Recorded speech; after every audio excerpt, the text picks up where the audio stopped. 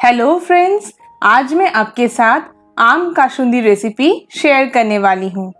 ये बहुत ही popular traditional Bengali mustard sauce है जिसे किसी भी बंगाली फ्राइड स्नैक्स के साथ सर्व किया जाता है। सिर्फ 4 टेबलस्पून सरसों से आप पूरे महीने के लिए ये कासुंदी बना सकते हैं। तो आइए ये टेस्टी कच्चे आम और सरसों का चटनी या फिर सॉस कासुंदी बनाना शुरू करते हैं।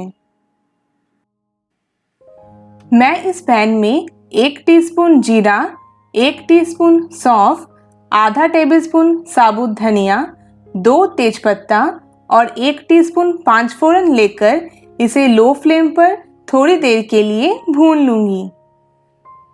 आजकल बहुत ही आसानी से किसी भी ग्रोसरी शॉप में 5 फोरन मिल जाता है, लेकिन अगर आपको ये नहीं मिल रहा है तो आप घर पर मौजूद किन स्पाइसेस से 5 फोरन बना सकती हैं वो मैं डिस्क्रिप्शन में लिख दूंगी। ये सारे खड़े मसाले अच्छे से भून गया है तो अब मैं गैस को बंद करके इसे पूरा ठंडा हो जाने के बाद इस ग्राइंडिंग जार में ले लिया है। नेक्स्ट मैं इसमें 2 टेबलस्पून काली सरसों और 2 टेबलस्पून पीली सरसों को डाल दूंगी।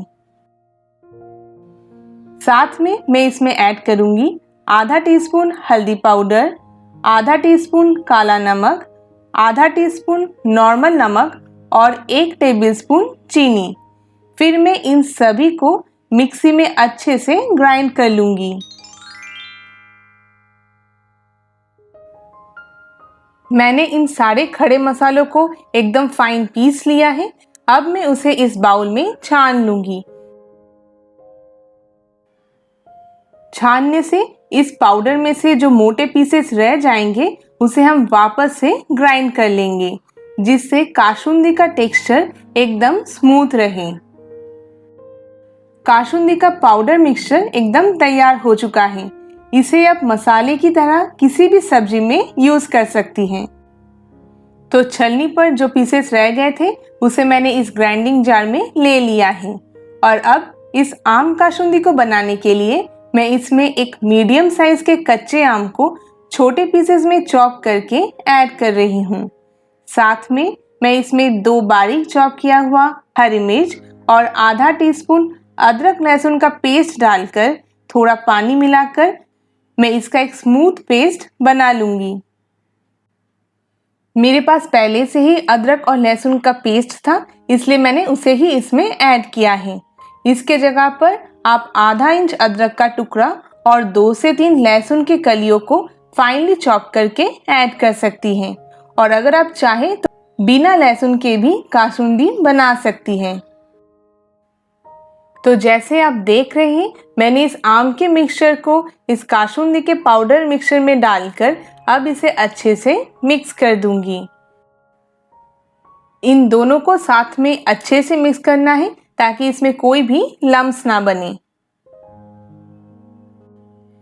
कासुंदी का मिक्सचर हमें ना तो ज्यादा गाढ़ा और ना ही ज्यादा पतला चाहिए। तो फिलहाल तो मैं अभी इस ग्राइंडिंग जार में 2 से 3 टेबलस्पून पानी डालकर इस मिक्सचर में ऐड करके उसे मिक्स कर दूंगी। फिर मैं आपको नेक्स्ट स्टेप पे बताती हूँ मैंने इन टोटल कितना पानी ऐड किया है। तो कासुंदी के इस मिक्सचर को मैं अभी इस पैन में ले लूंगी। ये पैन एकदम ठंडा है, मैंने अभी तक गैस को ऑन नहीं किया है। कासुंदी मिक्सचर का कंसिस्टेंसी बहुत ही गाढ़ा है, तो उसे थोड़ा पतला करने के लिए मैं इसमें 1 कप पानी मिला रही हूँ और फिर मैं गैस को मीडियम पर करके इसे मैं अच्छे से मिक्स कर लूंगी। इस आम कासुंदी रेसिपी में पानी का कोई एग्जैक्ट मेजरमेंट नहीं होता है, बस आपको इस मिक्सचर का कंसिस्टेंसी ना तो ज़्यादा पतला और ना ही ज़्यादा गाढ़ा रखना है। जैसे कि कुकिंग प्रोसेस शुरू होते ही ये कासुंदी मुझे थोड़ा और गाढ़ा होते हुए दिख रहा है, तो अभी मैं इसमें और आधा कप गर्म पानी ऐड कर रही हूँ।